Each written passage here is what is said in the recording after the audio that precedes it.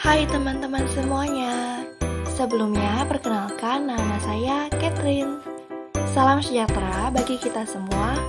Namo Buddhaya.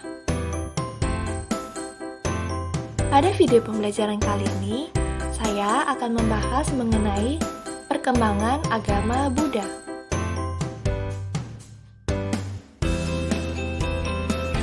Tapi sebelum kita memulai video pembelajaran kali ini, jangan lupa untuk klik tombol like, komen, dan juga subscribe agar video pembelajaran kali ini dapat bermanfaat bagi teman-teman semuanya. Pertama-tama, kita akan membahas mengenai latar belakang historis setiap negara sebelum masuknya ajaran Buddha. Yang pertama adalah negara Sri Lanka. Diperkirakan kelompok etnis yang saat ini merupakan penduduk terbesar di negara Sri Lanka dibandingkan dengan kelompok etnis lainnya, mulai berdatangan ke Pulau Sri Lanka sekitar pada abad ke-5 sebelum Masehi. Mereka berasal dari daratan India bagian selatan dan kemudian menetap di sekitar pesisir pantai sebelah barat.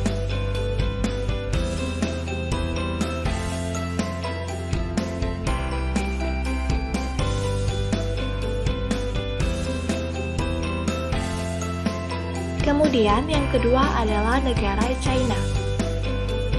Negara China adalah salah satu negara tempat lahirnya peradaban tertua di dunia. Dari temuan arkeologi dan juga antropologi, wilayah negara China diperkirakan telah didiami oleh manusia purba sejak lebih dari 1 juta tahun lalu. Catatan tertulis paling awal tentang sejarah China ditemukan dari era dinasti Shang.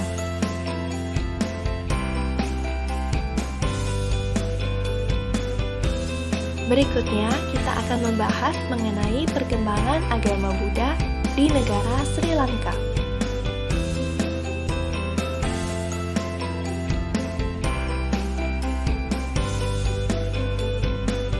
Perkembangan agama Buddha ke negara Sri Lanka diawali dengan pemerintahan Raja Asoka di India pada abad ketiga sebelum Masehi.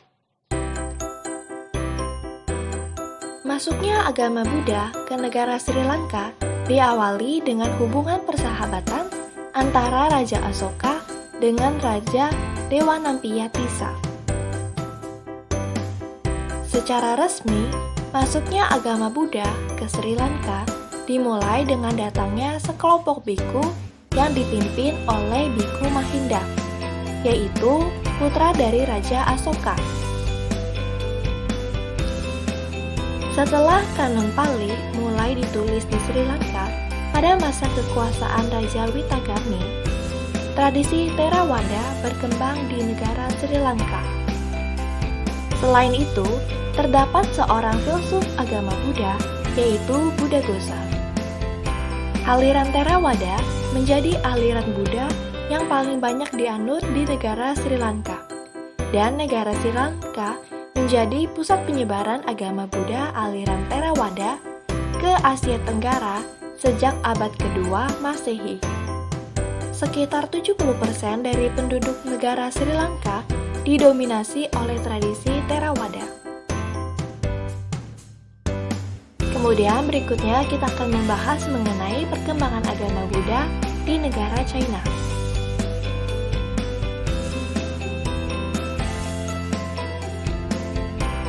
Agama Buddha di negara China berkembang pada abad kedua sebelum Masehi setelah para pedagang dari Asia Tengah yang beragama Buddha memperkenalkan agama Buddha ke orang Tiongkok. Penyebaran agama Buddha melalui penerjemah teks penting tentang ajaran Buddha dari bahasa India ke bahasa Tionghoa.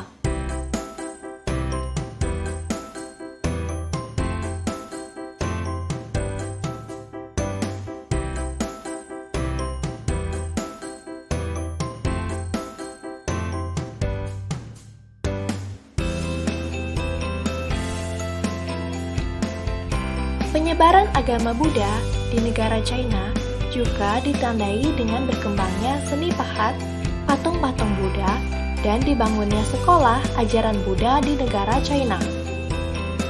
Agama Buddha turut mempengaruhi ciri khas seni, patung, arsitektur, dan filsafat Tionghoa. Pada puncak keemasan dinasti Tang, agama Buddha berkembang sangat pesat pada Tiongkok dengan dihasilkannya banyak guru-guru spiritual yang bagus.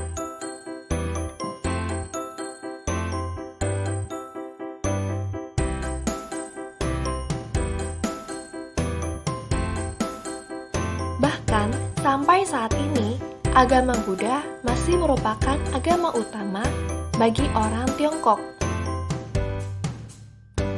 Pada bulan April 2006, negara Tiongkok mengorganisir Forum Buddhis Dunia, yaitu sebuah event yang diadakan setiap 2 tahun sekali.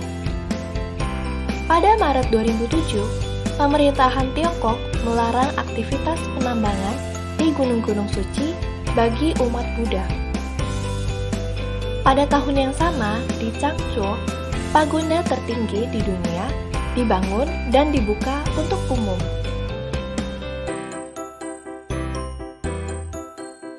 Pada Maret 2008, organisasi Buddha Suci yang berasal dari Taiwan diizinkan untuk membuka cabangnya di Tiongkok daratan.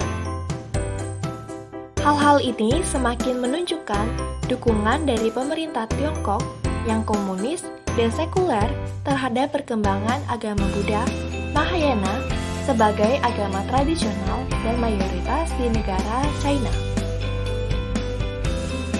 Sedangkan agama Buddha Theravada dan Tibetan tetap dipraktikkan oleh etnis minoritas di sebelah barat daya dan utara negara China.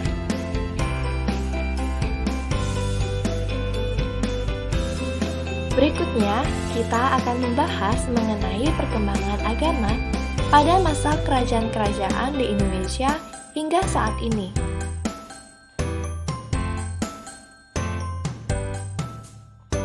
Agama Buddha merupakan salah satu agama tertua yang ada di dunia.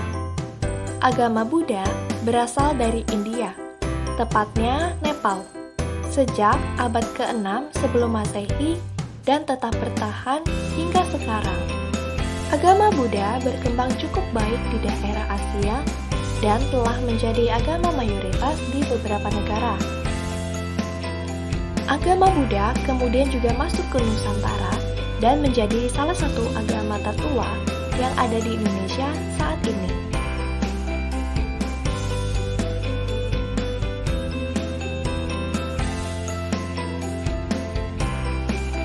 Pada masa kerajaan, agama Buddha pertama kali masuk ke Nusantara sekitar pada abad ke-5 Masehi jika dilihat dari peninggalan prasasti yang ada.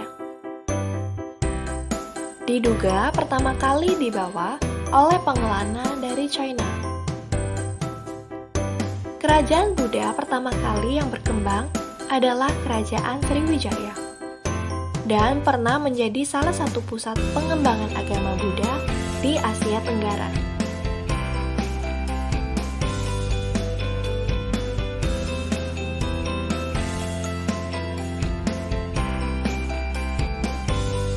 Dari mula masuknya agama Buddha di Nusantara atau di Indonesia, terutama pada masa Kerajaan Sriwijaya, mayoritas penduduk pada daerah tersebut merupakan pemeluk agama Buddha.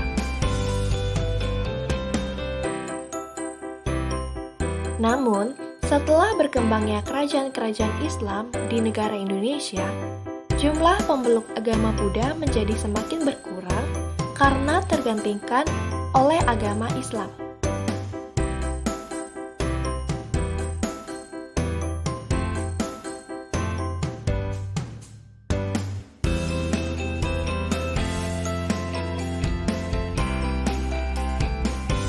Pada saat ini, setelah kemerdekaan Indonesia, muncul orang-orang yang peduli dan melestarikan agama Buddha di Indonesia.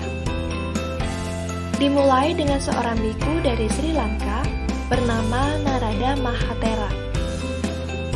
Pada tahun 1934, beliau mengunjungi negara Indonesia sebagai biku Theravada pertama yang datang untuk menyebarkan ajaran Buddha.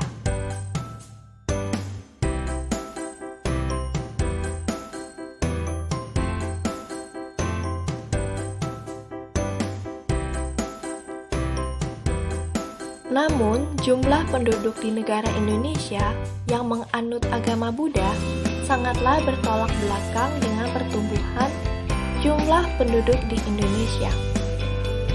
Agama Buddha di negara Indonesia paling banyak dianut oleh masyarakat Tionghoa dan beberapa kelompok asli Indonesia, dengan persentase jumlah 1% untuk yang beragama Buddhisme saja, sampai 2,3%, termasuk Taoisme dan Konfusianisme, penduduk Indonesia yang termasuk umat Buddha.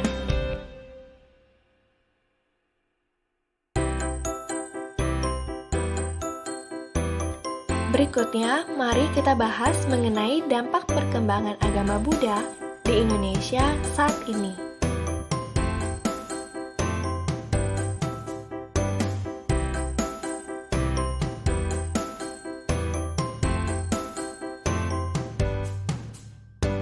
Buddhisme yang menyebar di Nusantara pada awalnya adalah sebuah keyakinan intelektual dan hanya sedikit berkaitan dengan supranatural. Namun dalam prosesnya, kebutuhan politik dan keinginan emosional pribadi untuk terlindung dari bahaya-bahaya di dunia oleh sosok dewa yang kuat telah menyebabkan modifikasi dalam agama Buddha.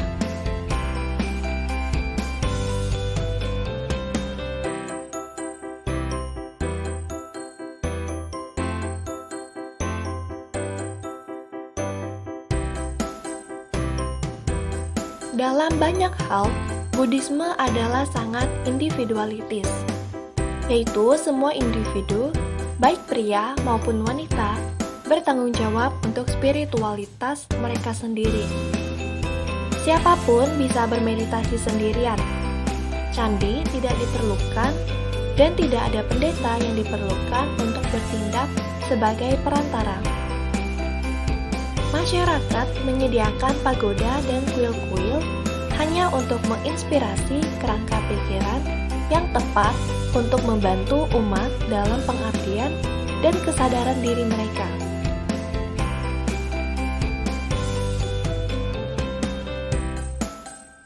Meskipun di Indonesia berbagai aliran melakukan pendekatan pada ajaran Buddha dengan cara-cara yang berbeda, fitur utama dari agama Buddha di Indonesia adalah pengakuan dari 4 kebenaran mulia dan juga jalan utama berunsur 8.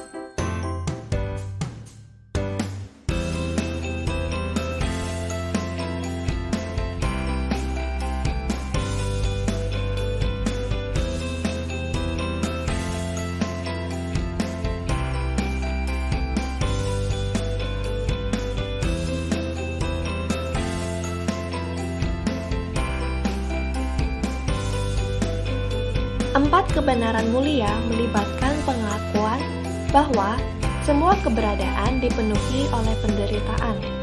Asal mula penderitaan adalah keinginan untuk objek duniawi. Penderitaan dihentikan pada saat keinginan berhenti. Dan jalan berunsur 8 mengarah ke pencerahan dan juga mendatangkan pandangan, penyelesaian, ucapan, perilaku, mata pencaharian, usaha, perhatian, dan konsentrasi yang sempurna.